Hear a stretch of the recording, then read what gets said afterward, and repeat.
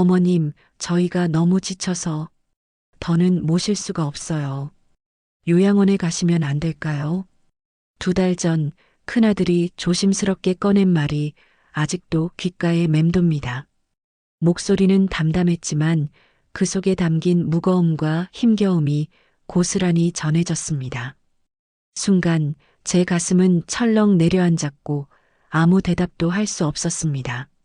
숨이 턱 막히듯 한동안 말문이 닫혀버렸습니다. 72의 세월을 살아오면서 이런 절망감은 처음이었습니다. 저는 평생 가족을 위해 앞만 보고 달려왔습니다. 부모님을 봉양했고 남편과 함께 아이들을 키워냈습니다. 아이들이 제 무릎에 안겨올 때면 꼭 안아주며 따뜻한 품이 되어주고 싶었습니다. 언제나 가족을 지켜주는 엄마이고 싶었지요. 하지만 이제는 상황이 바뀌었습니다. 누군가의 보살핌을 받아야 하는 처지가 되어버렸습니다. 내가 이제 짐이 된 걸까? 가족에게 부담만 되는 존재가 된 걸까? 라는 생각이 가슴을 짓눌렀습니다. 요양원 그곳은 제게 마지막 피난처 같은 곳이었습니다. 하지만 과연 그곳이 정답일까요? 요양원도 간병인도 없이 말입니다. 혹시 불가능하다고 생각하시나요? 그렇다면 오늘 이 이야기를 끝까지 들어보시길 바랍니다. 여러분이 알고 있던 노후의 공식이 완전히 달라질 수 있습니다. 요양원에 가지 않아도, 간병인을 쓰지 않아도 돈 걱정 없이 편안히 살아갈 수 있는 방법이 있다면 어떠시겠습니까? 처음에는 자녀와 함께 사는 것이 가장 이상적이라고 믿었습니다.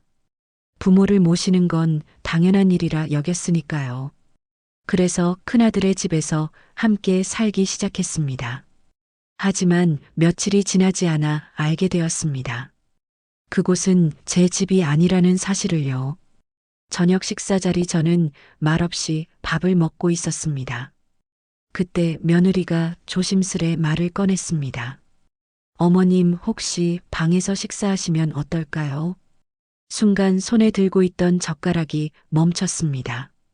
이유를 묻지 않아도 알 수 있었습니다. 곧 이어진 말. 어머님 드실 때 젓가락 소리가 커서 손주들이 집중을 못한다고 하네요. 그 한마디가 제 가슴을 무겁게 내려앉게 만들었습니다. 그날 이후 저는 혼자 방에서 밥을 먹게 되었습니다. 식탁에서 한자리가 사라졌다는 건 단순한 변화가 아니었습니다. 가족의 일원에서 점점 손님이 되어간다는 의미였으니까요. 작은 딸의 집에서도 상황은 크게 다르지 않았습니다. 저녁에 뉴스를 보고 있는데 딸이 리모컨을 제 손에 쥐어주며 말했습니다. 어머님, 아이들이 공부해야 하니까 소리를 좀 줄이시면 좋겠어요. TV조차 마음대로 켜지 못했고 밤이면 화장실 가는 발소리조차 신경이 쓰였습니다. 어머님, 밤에 걸으실 땐 조심해 주세요. 발자국 소리에 애들이 자꾸 깨네요. 저는 아무 말 없이 고개를 끄덕였습니다. 밤에는 물도 덜 마시고 될 수 있으면 화장실에 가지 않으려 애썼습니다. 그렇게 점점 더 조용해지고 점점 더 작아져 갔습니다. 그날 밤 천장을 바라보며 스스로에게 물었습니다. 나는 정말 여기에 있어도 되는 걸까? 부모의 집은 언제나 자녀의 집이 될 수 있지만 자녀의 집은 결코 부모의 집이 될 수 없다는 말이 떠올랐습니다. 저는 그 집의 주인이 아니었습니다. 그저 잠시 방 하나를 빌려 머무는 손님일 뿐이었습니다. 결국 저는 다시 제 집으로 돌아왔습니다. 하지만 그것이 또 다른 고독의 시작이라는 걸 그때는 알지 못했습니다. 혼자 사는 시간이 길어질수록 저는 또 다른 대안을 찾아야 했습니다. 그래서 선택한 것이 간병인이었습니다. 24시간 상주 간병인. 한 달 비용 450만 원. 비싸지만 밥도 차려주고 청소도 해주고 병원까지 동행해준다니 이 정도면 감수할 수 있다고 생각했습니다. 첫날 간병인은 환하게 웃으며 말했습니다. 어머님, 제가 맛있는 거 해드릴게요. 뭐 드시고 싶으세요? 그렇게 제 새로운 생활이 시작되었습니다. 하지만 시간이 지날수록 간병인의 태도는 조금씩 달라지기 시작했습니다. 처음엔 웃으며 챙겨주던 사람이 어느 순간부터 은근한 불만을 흘리기 시작했습니다. 어머님, 다른 집에서는 고기도 자주 해드렸는데 여긴 반찬이 너무 소박하네요. 식비를 조금 더 주시면 제가 더 잘 차려드릴 수 있을 텐데요. 처음에는 대수롭지 않게 넘겼습니다. 하지만 그 후로도 식사 때마다 비슷한 말이 이어졌습니다. 이렇게 검소하시면 제가 밥하는 보람이 없어요. 간병일이 힘들어도 그래도 맛있는 거 먹으며 해야 힘이 나잖아요. 한숨 섞인 목소리를 들을 때마다 저는 마치 잘못이라도 한 사람처럼 움츠러들었습니다. 그리고 그것은 단순히 반찬 문제에서 그치지 않았습니다. 어머님, 밤에도 불 좀 켜두시면 안 될까요? 너무 어두워서 움직이기가 힘들어요. 물을 아끼시는 건 알겠는데요. 설거지를 이렇게 조금으로 하면 정말 힘들어요. 다른 집에서는 보일러도 마음껏 틀고 따뜻한 물도 충분히 쓰게 해주시는데 어느 날은 결국 대놓고 말했습니다. 어머님, 솔직히 너무 아끼세요. 제가 여기 수련하러 온 건 아니잖아요. 일하러 온 건데요. 그 말을 듣는 순간 저는 한동안 멍하니 앉아 있을 수밖에 없었습니다. 평생 절약하며 살아온 제 방식이 누군가에게는 견디기 힘든 환경이 되어버린 것이었습니다. 그제야 깨달았습니다. 제가 간병인을 필요로 하는 것처럼 간병인 또한 일하기 좋은 환경을 필요로 하고 있었다는 것을요. 저는 단순히 몸을 돌봐줄 사람을 찾았지만 그들에게는 조건이 맞지 않으면 언제든 떠나면 그만인 일터일 뿐이었습니다. 그 일은 제게 깊은 상처로 남았습니다. 월 450만 원이라는 큰 돈을 들여 간병인을 고용했지만 결국 저는 여전히 외롭고 불편한 삶을 살고 있었습니다. 이게 정말 최선일까? 이렇게 많은 돈을 쓰면서도 왜 저는 여전히 불안해야 하는 걸까? 그때 문득 마지막 선택지가 떠올랐습니다. 요양원. 요양원은 저에게 현실적으로 다른 방법이 떠오르지 않았습니다. 마지막 수단이었습니다. 하지만 몸을 돌봐줄 가족도 없고 간병인을 고용하기엔 비용 부담이 너무 컸습니다. 그렇다면 최소한 안전하게 돌봄을 받을 수 있는 곳 요양원이 답이 아닐까?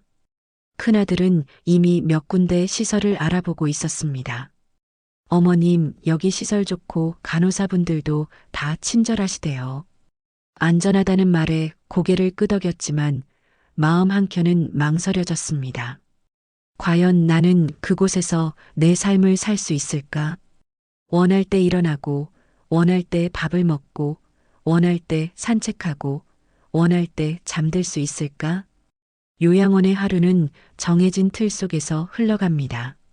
아침 6시 기상, 아침 7시 식사, 오전 9시 단체 운동, 점심 12시 식사, 오후 3시 휴식, 저녁 6시 식사, 밤 9시 취침, 그리고 그 틀에서 벗어날 수 없습니다. 김순자 어르신, 지금은 취침 시간이니 TV를 꺼주세요. 지금은 운동 시간이니 다 같이 이동하겠습니다. 약 드실 시간입니다. 빨리 드세요. 그 말 한마디 한마디가 자유롭던 제 삶을 하나씩 조여오는 느낌이었습니다. 하루, 이틀은 괜찮을 수도 있었습니다. 하지만 이 생활이 평생 이어진다면 그곳에서는 제 이름보다 12호실 김순자 어르신이라는 말이 더 익숙해질지도 모른다는 생각이 들었습니다. 저는 단순히 몸을 돌봐줄 사람이 필요했을 뿐인데 이곳에서는 제 인생의 주도권이 서서히 사라지고 있었습니다. 첫날이 지나고 둘째 날이 지나고 그런데 문제는 그것뿐만이 아니었습니다. 같은 방을 쓰는 할머니는 밤새 코를 골았습니다. 도저히 잠을 이룰 수 없었습니다. 새벽마다 깨고 피곤한 몸을 이끌고 아침을 맞이해야 했습니다. 옆방 할머니는 새벽마다 소리를 질렀습니다. 무슨 일인가 놀라서 가보면 단순한 악몽이거나 혼잣말이었습니다. 하지만 그것이 매일 반복되었습니다. 이곳은 함께 사는 곳이었지만 저는 점점 더 혼자 있는 것보다 더 외롭다는 기분이 들었습니다. 결국 3일 만에 도망치듯 요양원을 나왔습니다. 하지만 이제 어떻게 해야 할까요? 간병인도 요양원도 모두 답이 아니라면 이제 어디로 가야 할까요? 그때 깨달았습니다. 노인이 되면 선택할 수 있는 길이 이것뿐일까? 정말 다른 방법은 없는 걸까? 깊은 고민에 잠겨 있던 어느 날 문득 스스로에게 물었습니다. 왜 나는 항상 남들이 정해놓은 길만 따라가고 있었을까? 자녀와 함께 사는 것이 당연하다고 해서 그렇게 했고, 간병인을 쓰는 것이 최선이라고 해서 시도해봤고, 노인은 결국 요양원에 가야 한다고 해서 받아들였습니다. 하지만 돌아온 것은 외로움과 불편함 뿐이었습니다.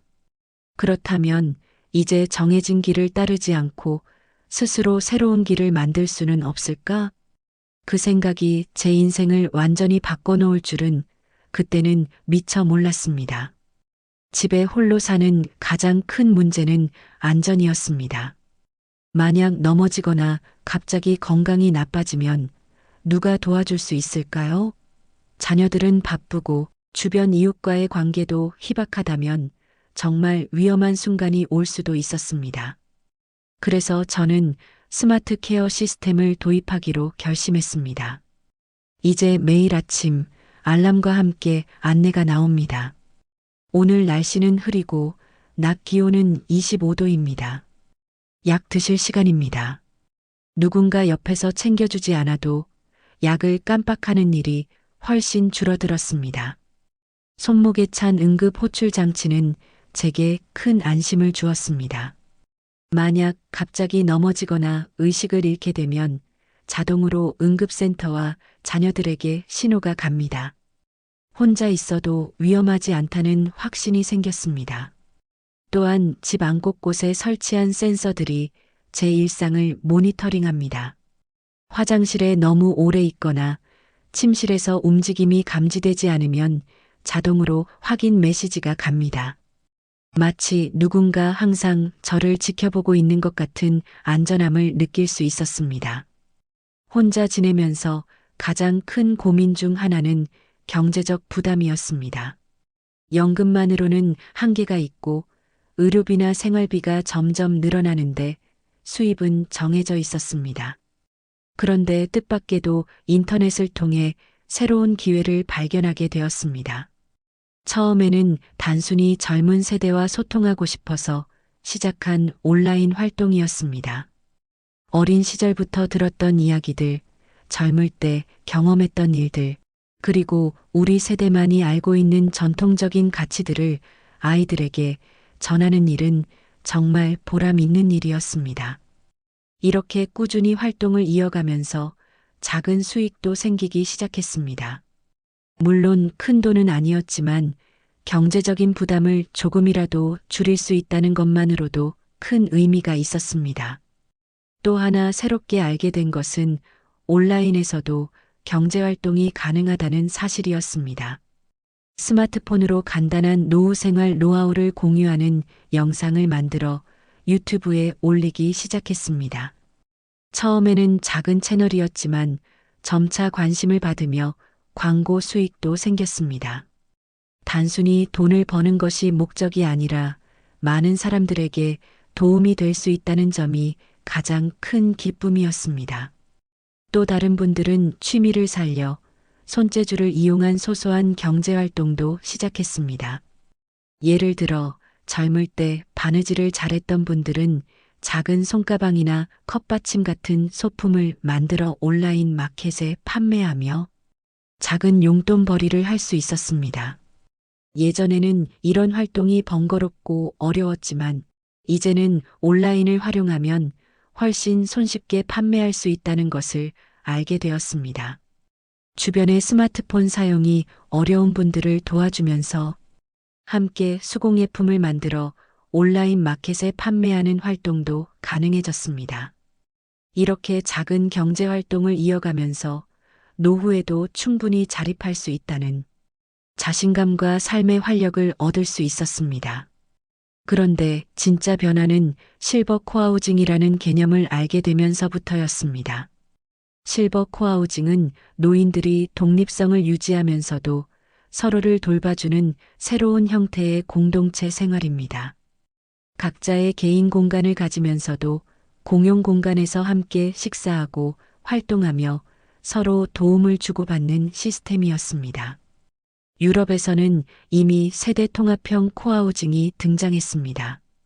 젊은 세대와 노인 세대가 함께 생활하며 서로 도와주는 방식이었습니다.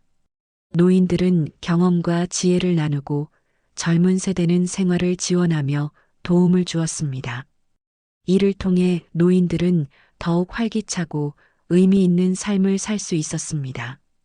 한국에서도 점점 관심이 증가하고 있었습니다. 최근 1인 노인 가구가 급증하면서 실버 코하우징을 도입하려는 움직임이 늘고 있었습니다. 아직은 생소한 개념이지만 앞으로 더 많은 사람들이 관심을 가질 것입니다. 저는 이런 형태의 생활에 큰 매력을 느꼈습니다. 혼자가 아니면서도 독립적인 생활이 가능하다는 점, 그리고 서로 도우며 살아갈 수 있다는 점이 특히 좋았습니다. 드디어 저는 비슷한 생각을 가진 5분과 함께 작은 실버 코하우징 공동체를 만들게 되었습니다. 각자 독립된 원룸형 공간을 가지고 있지만 거실과 주방 그리고 작은 정원은 함께 사용하는 형태였습니다. 처음에는 어색했지만 점차 서로의 생활 패턴을 이해하게 되면서 자연스러운 공동체가 형성되었습니다. 아침 7시 김할머니가 가장 먼저 일어나서 커피를 끓입니다.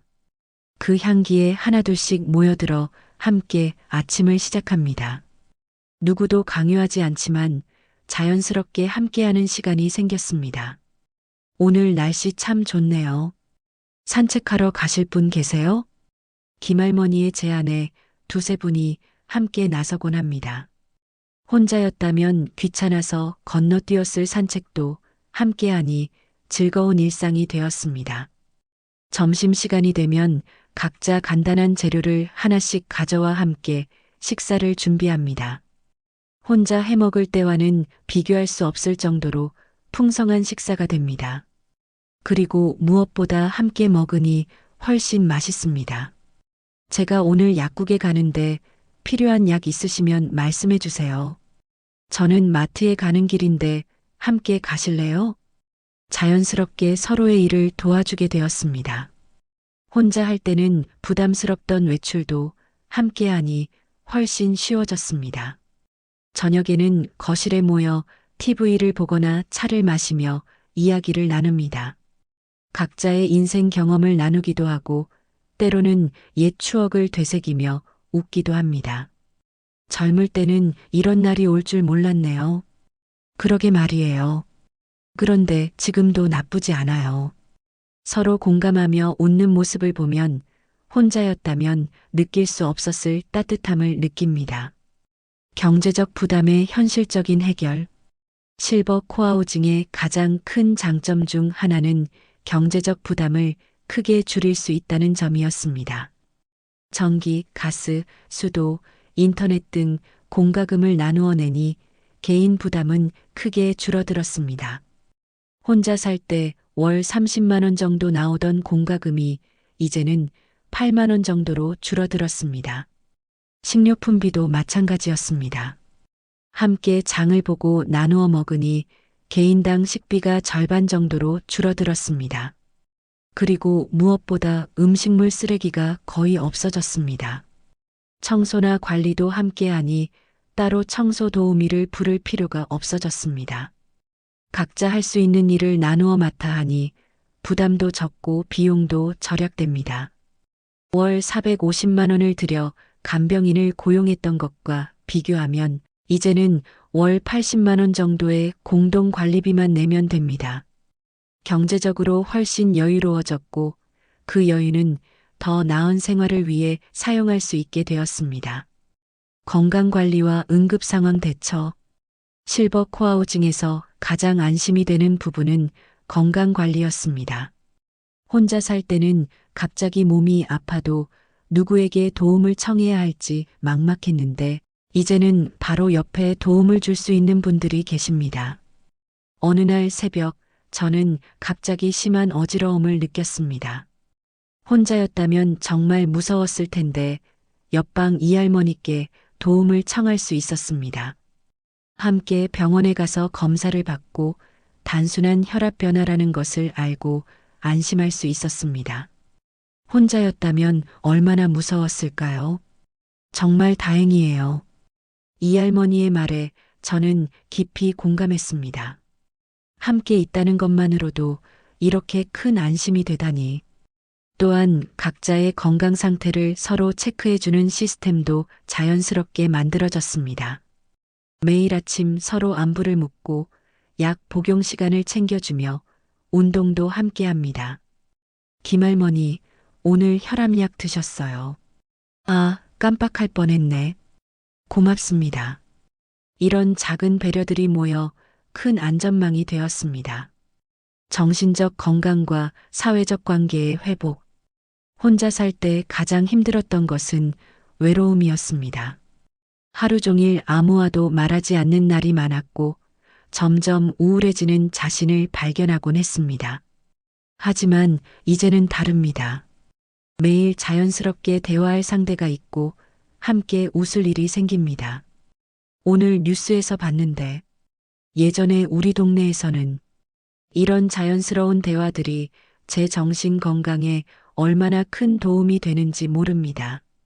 혼자 있을 때는 부정적인 생각에 빠지기 쉬웠는데 이제는 긍정적이고 활기찬 마음으로 하루를 시작합니다. 또한 각자의 취미나 특기를 나누며 새로운 것을 배우는 즐거움도 생겼습니다.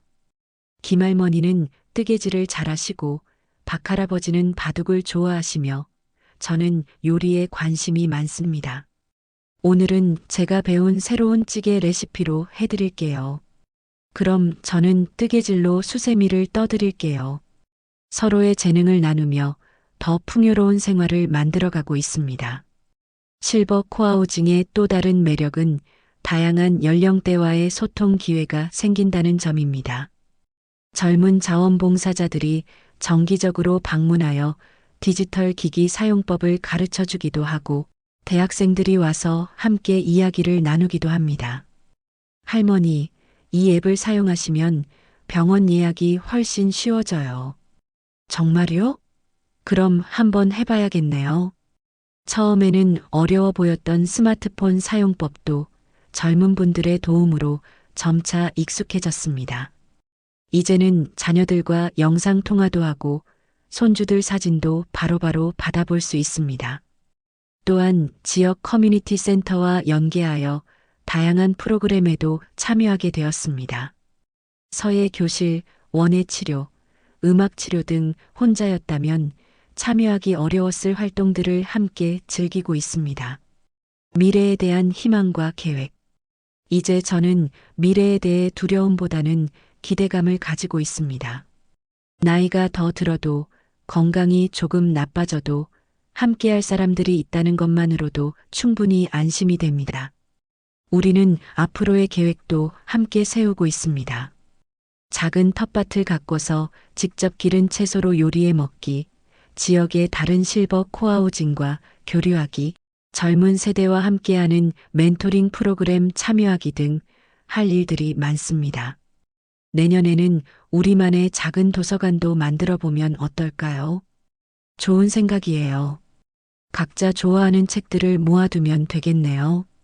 이런 소소한 계획들을 세우며 이야기하는 시간이 참 즐겁습니다.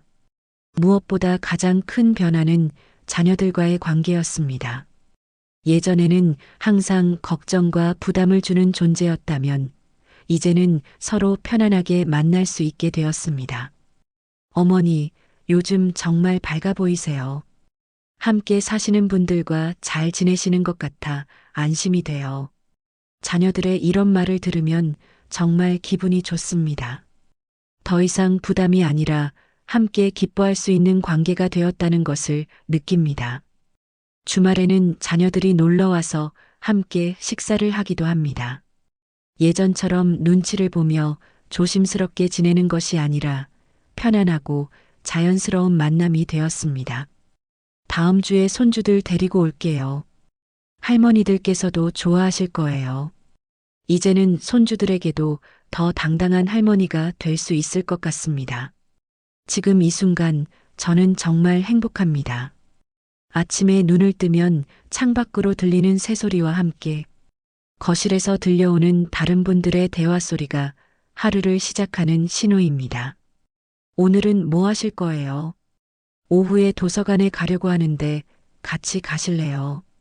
이런 자연스러운 대화로 하루를 계획하고 함께 시간을 보내는 것이 얼마나 소중한지 매일 느끼고 있습니다. 저녁 무렵 함께 준비한 식사를 나누며 하루 있었던 일들을 이야기합니다. 때로는 옛 추억을 나누기도 하고 때로는 미래 계획을 세우기도 합니다. 내일은 날씨가 좋다는데 공원에 산책하러 갈까요? 좋아요. 오랜만에 사진도 찍어보고요. 이런 소소한 약속들이 제게는 큰 기쁨입니다. 밤에 잠자리에 들 때면 하루를 돌아보며 감사한 마음이 듭니다. 혼자였다면 불안했을 밤이 이제는 평안합니다. 무엇인가 문제가 생기면 바로 도움을 요청할 수 있다는 안정감, 그리고 내일 또 함께할 사람들이 있다는 기대감으로 편안히 잠들 수 있습니다. 여러분의 이야기가 누군가에게 큰 위로와 깨달음이 될 것입니다. 오늘 이 이야기가 도움이 되셨다면 소중한 분들께 공유해 주시고 많은 분들과 함께 나누어 주세요. 여러분의 구독과 좋아요는 영상 만드는데 큰 힘이 됩니다. 오늘도 행복한 하루 되세요.